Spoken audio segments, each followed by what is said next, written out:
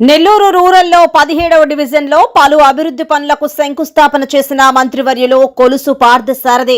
Nellore rural నియోజకవర్గంలో 17వ డివిజన్లో పలు అభివృద్ధి కార్యక్రమాలకు 85 లక్షల రూపాయల వ్యయంతో చేపట్టిన అభివృద్ధి పనులకు మంత్రివర్యులు కొలుసు పార్థసారథి గారి సమక్షంలో శంకుస్థాపన.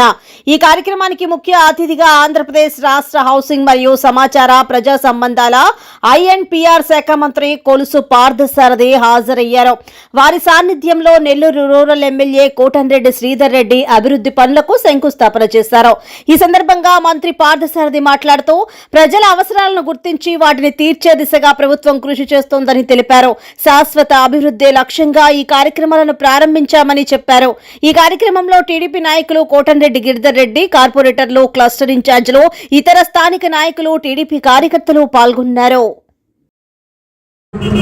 మీ అందరి కష్టం ఫలితంగా ముఖ్యమంత్రి చంద్రబాబు నాయుడు గారి స్ఫూర్తితో రాష్ట్ర పార్టీ అధ్యక్షుడు పల్లా శ్రీనివాసరావు గారి సూచనలతో యువ నాయకుడు నారా లోకేష్ గారి స్ఫూర్తితో సుపరిపాలన తొలిఅడుగు రాష్ట్రంలోనే అందరికంటే ముందు 12వ తారీఖుకి పూర్తి చేసి రాష్ట్రంలో నెంబర్ 1 స్థానంలో నెల్లూరు రూరల్ నియోజకవర్గం నిలిచిందంటే దీనికి కారణం మీ అందరి కృషి పట్టుదల.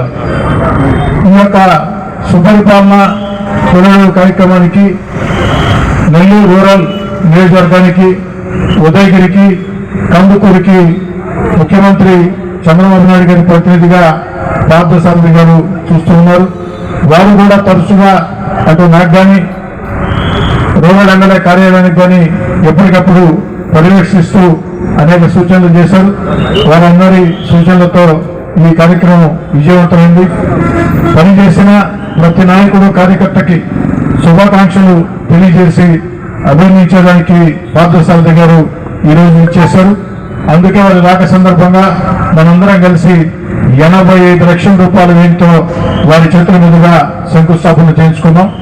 ఈ 85 లక్షలు కలిపితే ఈ సంవత్సరం రోజుల్లో తెలుగుదేశం పార్టీ కూటమి అధికారంలోకి వచ్చి సంవత్సరం అయింది. ఈ సంవత్సరం రోజుల్లో ఈ 85 లక్షలు కలిపితే ఈ యొక్క డివిజన్లో అక్షరాల 3,60,00,000 రూపాయల నిధులతో అభివృద్ధి పనులను చేపట్టారు. ఈ 80 లక్షల పనులు కాకుండా మిగతా పనులన్నీ కూడా ఇప్పటికే పూర్తయి ప్రారంభోత్సవాలు కూడా చేసి ప్రజలకు అందించాం. ఈ 85 లక్షల రూపాయలు చేపట్టే పనులు కూడా వీలైనంత త్వరగా పూర్తి చేసి అందిస్తారని మాటిస్తూ రాష్ట్ర మంత్రివర్యులు పార్థసారథి గారిని మాట్లాడాల్సిన కోరుతున్నాను. మిత్రులు, సోదర సమానులు,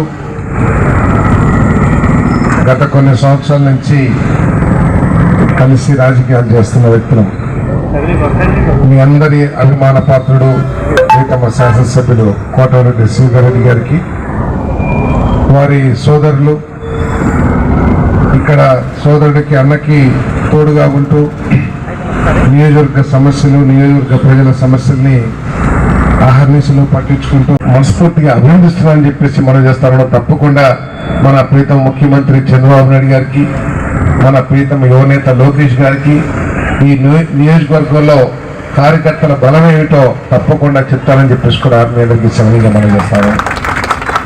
మరిగిపోతే సుపరిపాలన మనస్ఫూర్తిగా స్వీకరించి మీ సమస్యలు పరిష్కరిస్తానికి ఎన్నికల్లో మాకు తెలియదు, ఎన్నికల్లోకి రాకముందు ఇన్ని అప్పులు, ఇన్ని విధ్వంసం చేశారని చెప్పి తప్పించుకోవడానికి ప్రయత్నం చేయాల.